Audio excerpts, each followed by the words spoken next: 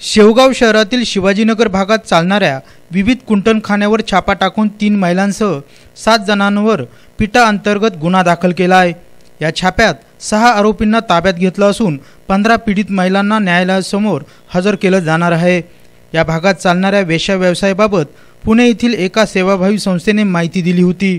त्यानुसार पोलिसांनी 4 पथके तयार करून संबंधित छापा टाकून कुंटणखाना चालवणाऱ्या 3 महिलांसह माधव रामदास गोरे राहणार रामनगर, अंकुश नामदेव गरड राहणार राजपिंपरी तालुका गेवराई, संदीप संजय शिंदे राहणार मंगळापूर तालुका नेवासा, फिरोज करीम सय्यद राहणार निंबेज जळगाव तालुका गंगापूर, सुभाष जगन्नाथ खेडकर राहणार नागलवाडी तालुका शेवगाव, रामेश्वर आसाराम पराडे राहणार एकतुनी तालुका पैठण यांना ताब्यात घेतलंय।